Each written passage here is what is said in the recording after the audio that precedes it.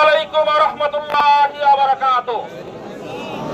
বাংলাদেশের জনগণ গত 12 ফেব্রুয়ারি গণভোটে 70% হারের পক্ষে ভোট দিয়েছিল।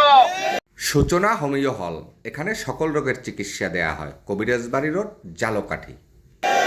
বাংলাদেশের জনগণ বিশ্বাস করেছিল গণভোটে যদি জয়যুক্ত হয় তাহলে জুলাই সনদ বাস্তবায়ন হবে।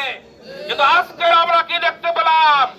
সরকার দলীয় নেতৃবৃন্দের 12 ফেব্রুয়ারির আগের বক্তব্য আর 12 ফেব্রুয়ারির পরের বক্তব্য, এই দুই বক্তব্যকে যদি পাশাপাশি আনা হয়, বাংলাদেশের জনগণ প্রতারণার রাজনীতি দেখতে পায়। আমার জুলাই সনদ বাস্তবায়ন না করার অর্থ হচ্ছে 1451 জন শহীদের রক্তের সাথে বিশ্বাসঘাতকতা। আমরা বলতে চাই, অবিলম্বে প্রতারণার বিশ্বাসঘাতকতার রাজনীতি পরিহার করে গণভোটের গণরায়ের আলোকে অবিলম্বে জুলাই সনদ বাস্তবায়ন করতে হবে। আমার বর্তমান সরকার এই 2 মাসের মধ্যে একটি বিষয়ে সফল হয়েছে, তা হচ্ছে লুটে পুটে খাওয়ার জন্য দলীয়করণ।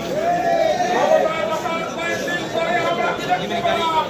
বাংলাদেশের 11টি সিটি কর্পোরেশনে দলীয় লোকদেরকে বসিয়ে দেওয়া হয়েছে। জেলা পরিষদগুলোতে নিজস্ব দলীয় লোককে প্রশাসক বানানো হয়েছে।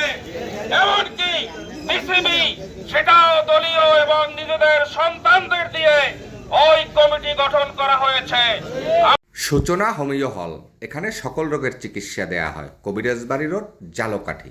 আমরা বলতে চাই, জুলাই সনদের বাস্তবায়নের পাশাপাশি এই বাংলাদেশে জুলাই যোদ্ধাদের রক্তের উপর দাঁড়িয়ে যে নতুন বাংলা, এই নতুন বাংলাদেশে লুটে পুটে খাওয়ার সুযোগ দেশের জনগণ কিন্তু বেশি দিন দিবে না। আমরা কয়েকদিন আগে শুনেছি একজন পরনেতা বক্তব্য রেখেছেন, জামাত ইসলামীকে রাজনৈতিকভাবে নির্মূল করতে হবে। আমরা বলতে চাই, অতীতে আমাদেরকে যারা নির্মূল করতে চেয়েছিল তাদেরকে কিন্তু এখন হরিকেন দিয়েও খুঁজে পাওয়া যায় না। সূচনা হোমিও হল, এখানে সকল রোগের চিকিৎসা দেয়া হয়। কবিরাজবাড়ি রোড, জালকাঠি। বক্তব্য বাড়াবো না, আন্দোলন কিন্তু আন্দোলন শুরু হয়েছে। এই আন্দোলন চলবে। বাংলাদেশের জনগণ শিখেছে সরকার পতনেই কেবল আন্দোলন থামে না, এই আন্দোলন সরকারকে কিন্তু পালাতে বাধ্য করে।